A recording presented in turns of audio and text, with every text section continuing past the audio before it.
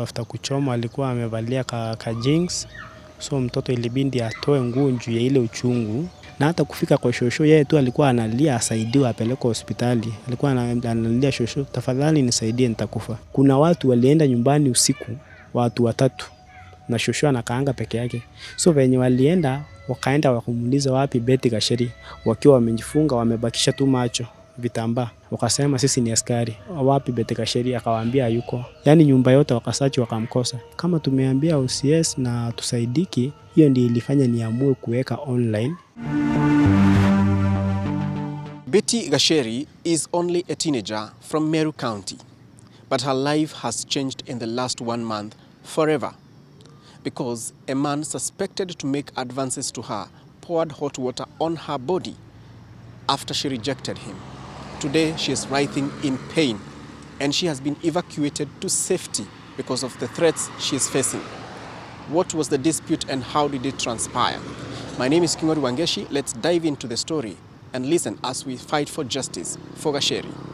Kwa majina naitwa Anthony Muchoi, Betty ananitanga anko. Mimi ni mtoto wa huyu mama last born. So date 28 mwezi wa 9, Betty alikuwa Kenjai, kuna mahali anaendaga kufanya kibarua.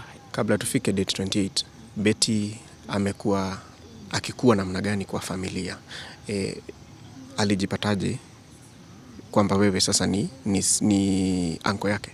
So Betty alizaliwa tu na my sister akiwa shule, na tangu azaliwe amelelewa na shosho, na tumegrow poa, amekuwa akisomeshwa na shosho. So ikafika mahali pia mimi nikaanza kuchangia time nilipata ka nguvu, ama nilianza kuendesha pikipiki, juu mimi naendeshanga pikipiki. Nikakuwa na support hiyo mtoto kwa masomo. Yeah. Mamake yuko wapi? Your sister? Mamake yuko Mombasa, na alituachia yeye njoo hakuwa na uwezo, ndio sababu aliachia shosho yake. Anafanya nini Mombasa? Mombasa ako na hoteli, na alienda huko akapata watoto wengine 2 twins, na sasa ikabindi tumjuana hiyo uwezo, ikabindi sisi mimi na shosho tukakubali tutakaa na huyu Betty. Tupeleke date 28. Chanzo cha ile incident ambayo ilifanyika. So on the 28 nilipigiwa simu na shosho, akaniambia mtoto ametoka hiyo place, hiyo town yetu inaitwa Kejai, akiwa amechomeka. Nikamuuliza amechomwa na nani, ndiye akanielezea na akanipea story yote yenye amepewa na mtoto.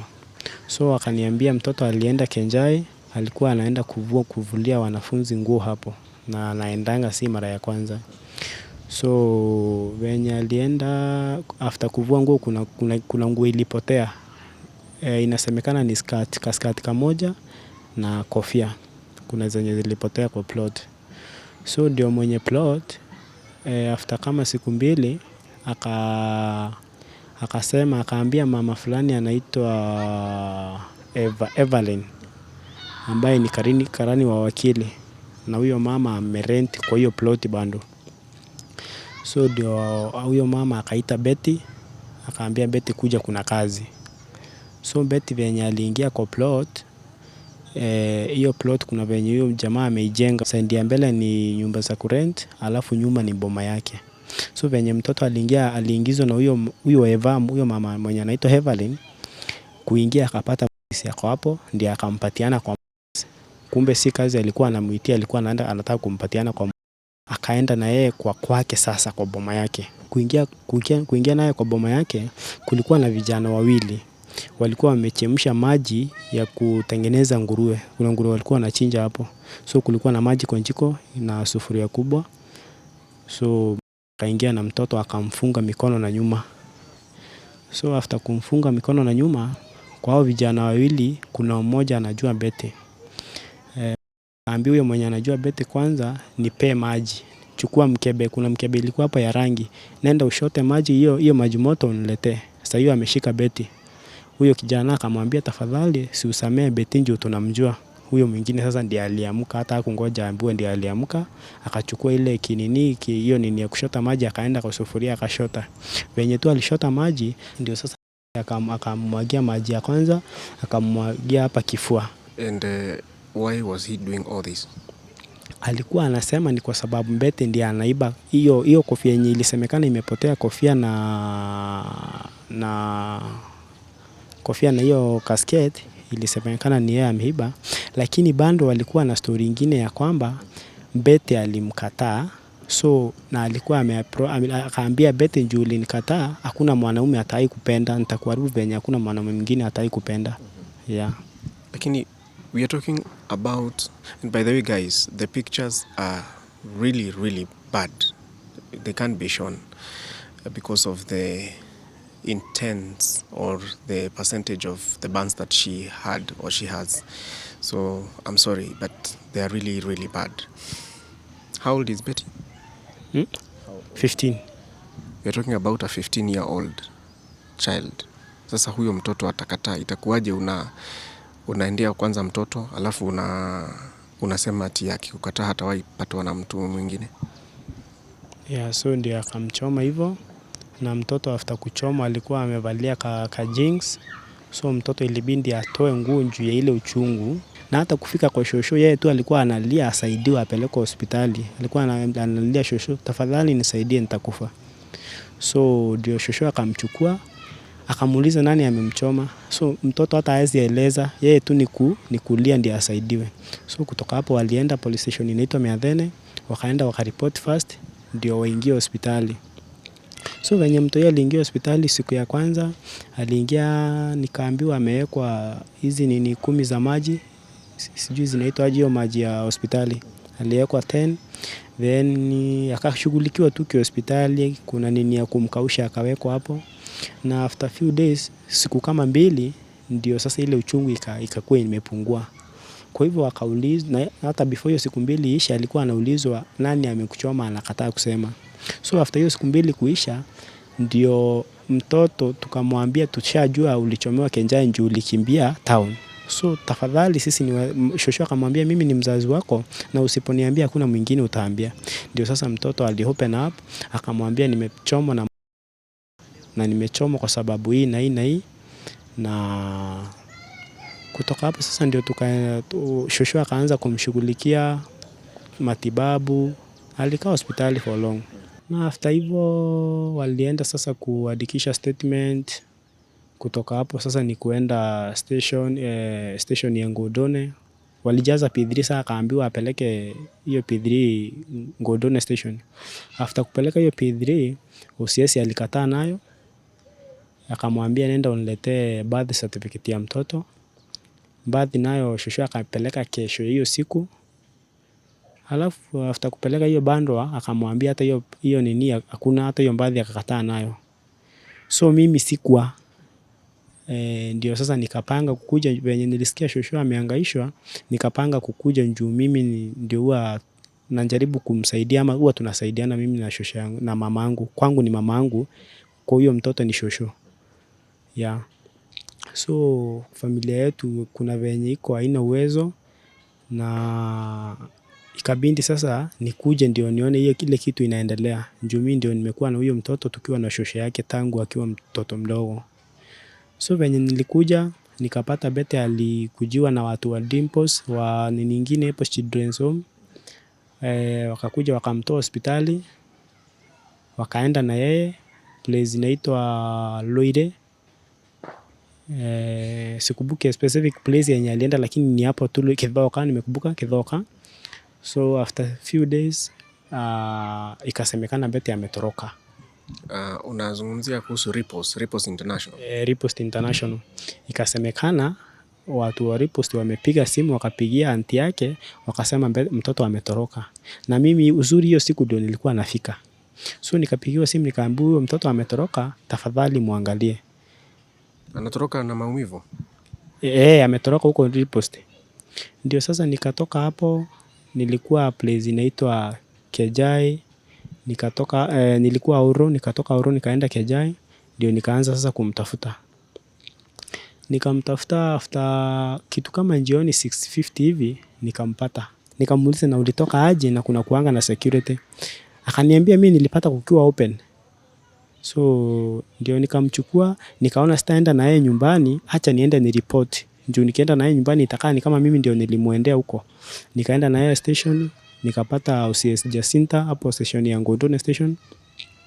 Akaniambia huyu mtoto amepigiwa na watu wa repost, wakamwambia ametoroka na ametumiwa ombi washa report. Nikamwambia sasa mtoto ndio huyo.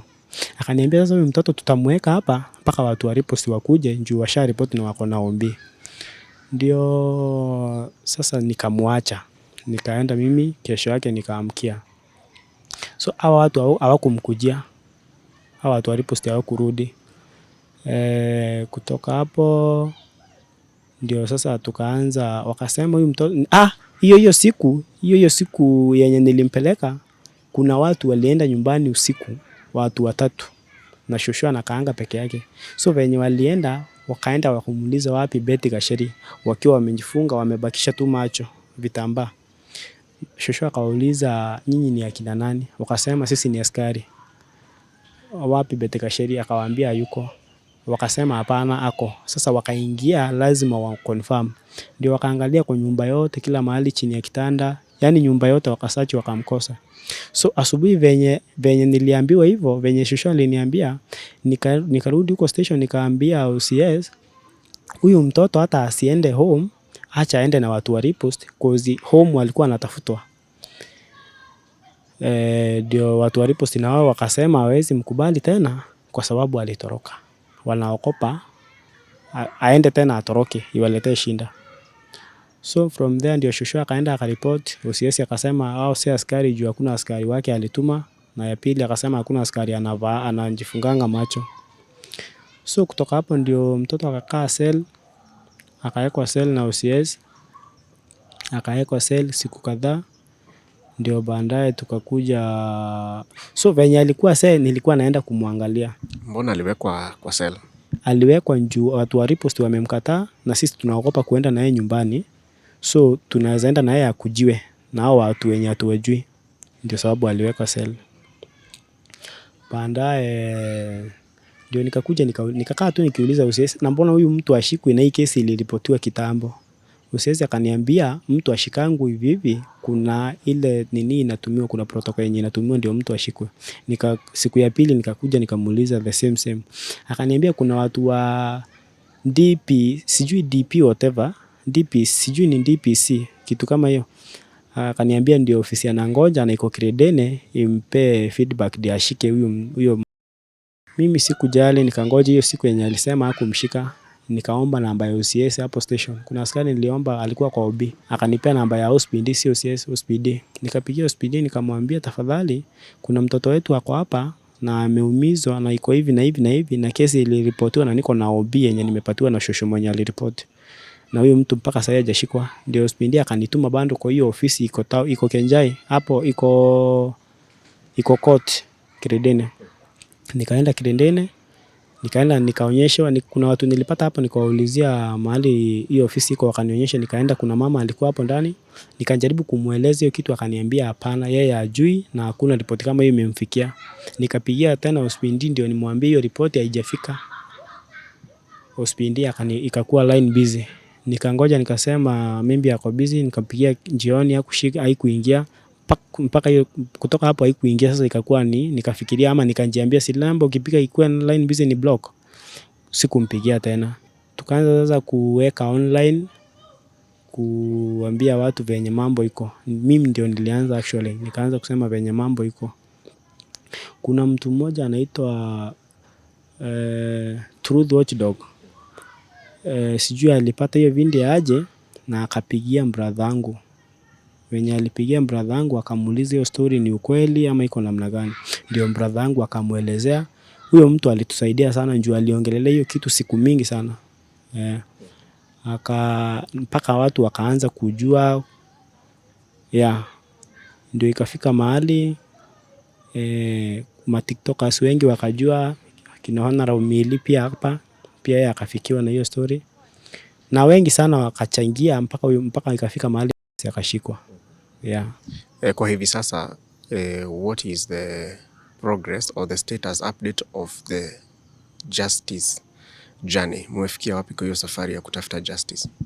So kwa sasa tumesapotiwa sana na na watu, kila mtu mwenye amefikiwa na hii story ametusupport juu huyo walikuwa wamekataa kumshika, walimshika na wakampeleka court, na siku yenye alipelekwa court tukaenda ndio tusikie nini yenye na makosa yenye anasomewa, kama ni ile tuliripoti, na akasomewa the same. Ndiye akasema si yeye, akaulizwa tu ni wewe ama si wewe, akasema si mimi. Tukaambiwa turudi juzi naye tukaenda, akaulizwa juzi tulirudi hata hatukuambiwa kitu, tulienda tukaambiwa tukuje Friday sasa ni leo. So ndio leo tukienda, judge akasimama akasema hii case inafaa iende Meru Town High Court, na sasa hatukujua sababu ya yeye kusema hivyo. Koti, how was the court? Nilisikia kulikuwa na watu wengi. Walikuwa wametoka wapi? Kulikuwa na hao watu wa kina kwa wingi, familia yao. Juu hata hiyo siku ingine walikuwa familia kubwa. Mimi tu ndio hata nilikuwa hapo na mtu wa Mindia. Hakuna mtu mwingine tulikuwa na yeye, nilienda mimi peke yangu na mtu wa Mindia. Siku ingine ya pili ndio tulienda na hao ma TikTokers na wakaingia live, kila kitu ilikuwa live. So leo si public walikuwa wameenda? Leo wenye walikuwa ni watu wao pia. Wakati uliona Betty vile alitendewa, nini kilikujia kwa mawazo? Ya kwanza nilisikia vibaya sana, kwa sababu niliangalia nikaona hakuna mtu tunaweza ambia, na tuna otherwise, kwa sababu kama tumeambia OCS na tusaidiki, hiyo ndio ilifanya niamue kuweka online kwa kila mtu ndio aione. Juu iliniuma sana, juu huyo mtoto wa my sister tumeishi na yeye, ni kama mtoto wangu. So iliniuma sana, na nikiongea na shosho na yeye mara mingi analia, anauliza sasa tutafanya aje. Justice for Betty. Nimeona umevalia t-shirt imeandikwa hivyo. Ndio unaitisha, sio? Nataka justice for Betty Gasheri. Uta appeal kwa nani awasaidie katika hii safari ya kutafuta justice? Ningetaka kwa kila Mkenya mwenye atasikia, ama kiongozi kutoka president, kwa kiongozi yeyote yule atasikia na anaweza tusaidia, atusaidie ndio tupate justice ya Betty Gasheri.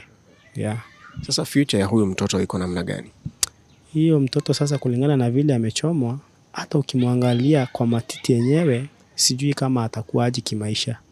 Juu ameumizwa kabisa, ameumia kabisa, yani hata huwezi taka kumwangalia. Poleni sana kama familia, lakini tunawatakia kila laheri. Ndio maana tuko hapa ili tuweze kupaza sauti zaidi, ili safari ya justice ipatikane, ama mshikiliwe na watu wengi zaidi ambao watapata hii habari. Kwanza kabisa tumearifiwa kwamba umetoroka kwako, umefichwa pahali. Ni kwa nini? Sababu ndio naogopa watu wanakuyanga usiku. Nilikuwa nalala wakaniambia amuka. Kawaambia siamuki, nikaringa nduru wakaenda. Kwa nini walikuwa wanakuja kwako? Sababu ya wana watuma kwangu. Mbona wanakutuma kwako? Ni katoto kwa msichana wangu. Anafanya nini? Ama alifanya nini? Alikawekera maji ya moto. Akakaambia sasa walale, katoto kakakataa. Hebu nieleze hiyo siku kulikuwa namna gani wakati ulikuwa unanieleza mtoto wako Betty alikuja kwako? Alikuja anasomeka, anakuja analia, hakuna nguo. Anakuja bure tu, hakuna nguo. Ananiambia shosho nipeleke hospitali nitakufa. Mimi naende nilimchukua, akakataa kuweka nguo sababu alisomeka wote. Tukaenda tukapanda pikipiki, tukaenda kwa polisi, tukapatiwa, akakumpeleka hospitali, tukaenda hospitali, akawekwa maji. Kakaa wiki 3. Hata watu wa ofisi ya watoto ikaniambia ile siku Mbete atatoka hospitali, baambie bakuja bamshukue. Wakakuja wakamshukua. Ende nikaulizwa Mbete alienda wapi, ni watu. Sasa maisha yako yako hatarini? Maisha yako ni hatari sana. Wewe unafanya kazi gani na Betty ni nani kwako? Ni msichana wangu alizaa Betty. Akaenda akaniwacha na Betty akikuwa na miezi 6. Mpaka ngakaa na Betty mpaka saa hii. Betty ako na miaka mingapi? 15. Sasa unasema alichomwa na mtu. Huyu mtu unamjua? Naitwa ananiambia ni walikuwa na uhusiano wowote na yeye? Akakataa, akamwambia walale na yeye, akakataa. Akamwambia Fati mwanaume mwingine. Huyo Betty aliniambia. Unataka nini kutokana na hii kitendo? Nataka Betty apatiwe haki yake. Umeacha nani nyumbani ambapo umetoka huko? Nyumba yangu nilifunga, nikaambia bibi ya mtoto wangu aniangalie hiyo nyumba. Sasa maisha yako na ya Betty yako namna gani usalama? Ni mbaya sana. Sasa ungeuliza serikali ama Wakenya wakusaidie kwa njia gani? Baniake hii nyumba, nitoe kazi kandogo nitoe. Na mambo ya kitendo ya Betty? Na hii mambo ya kitendo ya Betty mfanyie kitu sababu Betty aliisha huku. Mpaka jonto ikakatika. Sababu ya kuchomwa? Walikuwa wanajuana hapo awali? Betty alikuwa anaenda kibarua kuvua nguo. Akamwambia walale, akakataa. Hayo maneno tumeyapata kutoka Meru. Ningetaka kujua watu wa pale ambapo unaishi, wale mnaishi na wao, mmesaidiana kwa njia yoyote? Bana nisaidia maneno ya Betty. Nikaenda hospitali, walipatia pesa tukalipia Betty. Na Betty hakukuwa na mbadhi. Wakaenda wakanisaidia, wakamtafutia mbadhi na ndugu 2. Sasa wakati uliona Betty alivyokuwa ametendewa, ulihisi namna gani? Mimi nilienda miadhene kukaa na Betty nikampatia chakula na kisiko. Na wakati ulimuona ulisikia nini? Ulisikia namna gani? Nilisikia usungu sana. Ndio niliona nikaona atakufa. Lakini tunakutakia kila laheri. Tumekuja kuwasikiza na kupeleka huu ujumbe huko mbele ndio haki ipatikane, si ndio? Asante. I'm Millicent Muredhi and my username is Onimili. What did it make you feel when you learned about the case? I felt bad. Nilifeel vibaya sana juu mimi ni mzazi na kama ule mzazi mwingine. Na ile kitendo alifanya hakuwa na nia nyingine, alikuwa na nia ya kuua ule msichana. Ni kifo ilikataa ule msichana. And as a TikTokers, we are just looking forward kupata justice ya Betty Gasheri. Yeah. Until the court rules, he remains a suspect. We understand the family has been evacuated hawakai pale. How are you going to coordinate with them as a family and you as TikTokers? I know you have planned an event on Sunday. Sunday is it 1st? 2nd of November. What is the event about and how are you going to coordinate between yourselves? Okay, sisi hatuna shida kubwa on Sunday. We are just coming to visit at Kianjai Market and talk to the people. We don't have violence. We are very peaceful. We walk in a peaceful way. Hatuna shida kabisa. Sisi hatuna ubaya. Tunakuja tu kuongea na watu wa Kianjai, at least tusaidiane kupata justice for Betty. Yeah. This, if I'm not wrong, this would be the third widely mobilized or publicized event. First one was in Nyeri, the other one was in Embu. So will there, I'm asking, will there be, donations, material support for the family and that? Yes, we are planning on that. We are planning to visit our family, including the home ground. Home ground yao si nzuri. Tunapanga, tuko na mipangilio ya kubadilisha maisha ya ule shosho pamoja na Betty kama tunaendelea kutafuta justice for Betty Gasheri. Yeah, so tumepanganisha as a TikTokers, we have something small to hand over to the family. Yes. TikTokers, where are you getting this new kind of unity that has not been, maybe you're publicizing it more, but how are you able to coordinate all these online, and you hold very successful events? Okay, thank you so much. As a TikTokers, we don't have someone who is funding us.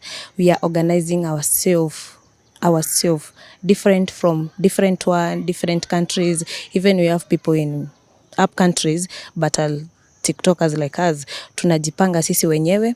We have our own secretary. I won't name her.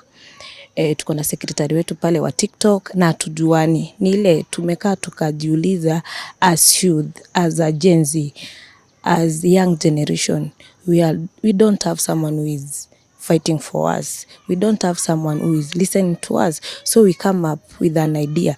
We can have our own things without any politicians, without any leadership. We organize ourselves as a TikTokers. Tukipatana na mtu tusikizane. We have even the TikTokers group WhatsApp, mahali tunaongea, tunadiscuss mambo yetu, na tumeamua sisi wenyewe tunajisaidia sisi wenyewe, na ndio tunajitanga sisi kwa sisi. Yes. Yeah. So Sunday we expect to see a trooping to Meru. Yeah. Sunday we are coming all over the world. What are your expectations for Sunday? Now that this is happening closer home, the event is happening closer home to you. I just expect something nice, something peaceful, so that we can make sure that Shosho got what she need and change Shosho's life with peaceful way. Na expect tutakuwa na amani, hakuna violence, tutakuwa na jua tukuji na violence. We are very peaceful. Yeah. When you hear the family is not safe, does it hold you from pursuing justice? Vile tulisikia familia haiko mahali safe, haijatuzuia sisi kutafuta justice. We just plan as TikTokers, we can locate Shosho from that area to another area so that she can be okay and having a peace of mind.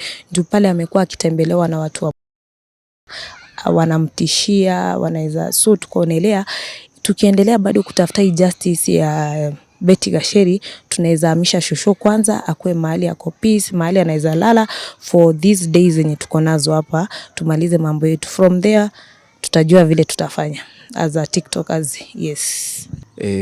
How is your security? Manake Shosho ameniambia now your mom that watu walikuja pale wakaulizia Betty na wakakuulizia. How is your security and how is your family's safety? For now mimi nakaa nikijificha kwa sababu siwezi enda home na natafuta hata hiyo nyumbani. So siwezi hata kaa nyumbani, kwa na mabishte zangu ndio wanajificha kwao. Kwa sababu nikiweza enda nyumbani wanaweza nipata, njoo wanauliza ni nani huyo mwenye ameleta hii maneno. Na sana sana inahusikana ni mimi Anthony Muchui. So mimi ninahofia sana, kila mahali nakaa nikiogopa. Nakaa tu nikijificha kwa sababu naogopa juu huyo mtu ni mtu anajulikana kwa mambo mingi, zingine siwezi taja. So mimi naogopa sana. Hata juzi time watu wa TikTok walikuja, tulifuatwa, mimi walinibeba na hiyo gari yao tukienda home. Tulifuatwa sana.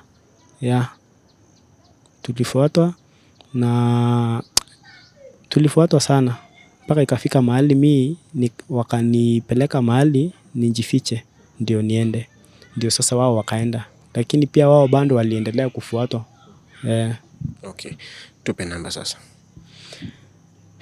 Namba ya nipeane nani kwanza ya namba ya mama ni 0115 1346 44 mwisho. Imerejistariwa na jina gani? Luce Monjiro. Sasa tupe yako na jina ya registration. Namba yangu ya simu ni 079895 7114 na inatoa jina ya Anthony Muchui. Asante sana Anthony, na poleni sana kama familia. We wish you the very best in this fight. We are together even with the larger Tuko family. We are here to support you. Hata mimi nashukuru kwa ile mmefanya, hata kujitolea kutoka mahali mmetoka. Na washukuru sana na niko na furaha sana kuwaona. Asanteni. Tuko family, that is the story of this family as they fight for justice for one of their own who is writhing in pain and recovering in safety because they fear for their lives. My name is Kingori Wangeshi from Tuko and from Meru. Thank you for watching. How can we work with them as we get justice for Betty Gasheri?